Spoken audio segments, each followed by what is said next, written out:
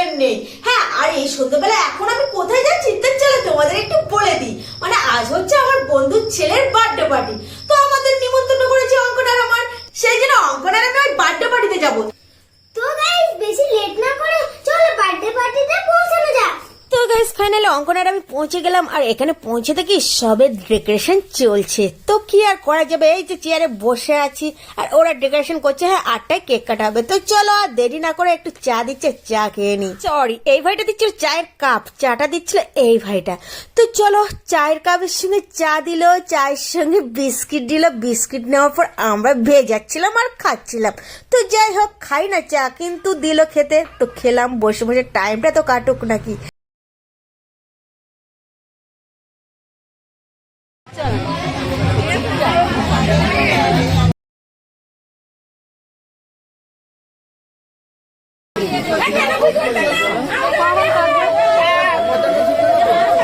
এখানে চলছিল আশীর্বাদ পর্ব, মানে সবাই একটু আশীর্বাদ করছিল আর আমরা সেটা দাঁড়িয়ে দাঁড়িয়ে দেখছিলাম।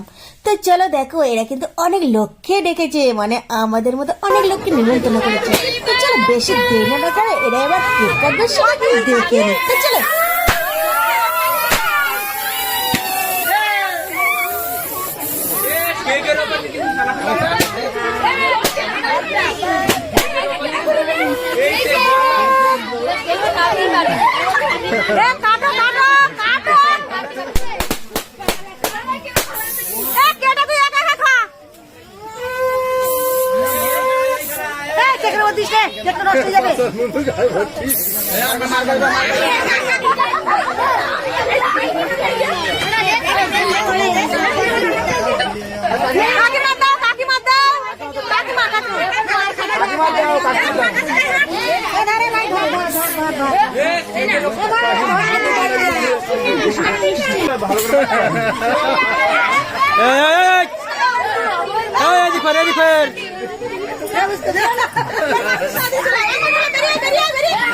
এখানে চলছিল কেক মাখামাখি। আর যেহেতু প্রচন্ড গরম পড়েছে সেই জন্য আমি অঙ্কনকে বেরিয়ে আসতে বলেছিলাম, এত গরমে তো সব গেজিয়ে যাবে, মানে এত গরম পড়েছে অস্বস্তি লাগছিল। তো কি করবো, সেই জন্য অঙ্কনকে বললাম বাবা তুই বেরিয়ে আয়। ও দেখো বেরিয়ে আসলে, কেক কিন্তু মেকেও এসলো, মুছে দিয়েছে সেটা। আর এদিকে দেখো বার্থডে বয় আর বার্থডে বয়ের মাকে কিন্তু কেক মাখিয়ে ভূত করে দিয়েছে। আর আমরা ওখান থেকে লেট না করে কিন্তু খেতেও বসে গেছি। এই যে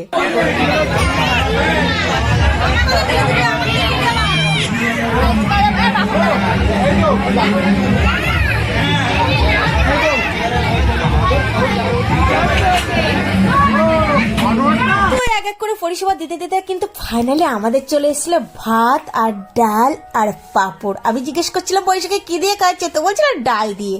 তো চলো এই দেখো কত লোকজনকে নিমন্ত্রণ করেছে আর সবাই কিন্তু খেতেও বসে গেছে খুব সুস্থও ভাবে। হ্যাঁ, আমাদের এদিকে একটু বৃষ্টি হয়েছিল, তাও গরমটা কিন্তু কাটেনি। তো চলো আমি ডাল নিলাম না, আমি একটু পাঁপড় খেয়ে নিই, পদে কি আছে। তো চলো ওয়েট করি। তো গাইস পরপর আইটেম ছিল কিন্তু পটল আলু চিংড়ি, তারপরে চলে আসলো চিংড়ি মাছের মালাইকারি হয়ে, তারপর চলে আসলো চিকেন, তারপরে চাটনি পায়েস মিষ্টি, এগুলো তো কমন। তো যাই হোক এগুলো সবকিছু খেলাম আর একটু করে চেটে নিলাম। তো গাইস আমাদের সুন্দরবনের মানুষগুলো কিন্তু একদম সুন্দর, সাদা, মনে কোনো কাদা নেই। তো চলো তোমরা কন্টিনিউ করতে থাকো। খাওয়া দাওয়া ভালো, রান্নি ভালো, ভালো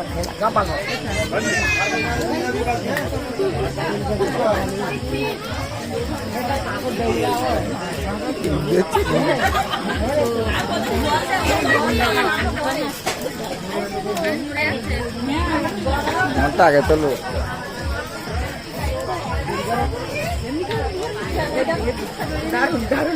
তো গাইস কি বলতো, একটা বাবা একটা মা সন্তানকে খুশি রাখার জন্য কত কিছু করতে পারে। দেখো একটা বাবা কিন্তু এত আয়োজন করেছে না কার জন্য, একটা সন্তানের জন্য, যে কিনা আমার সন্তানটা একটু সুস্থ থাকুক, ভালো থাকুক, ওর মনটা একটু ভালো রাখুক আর আনন্দে থাকুক।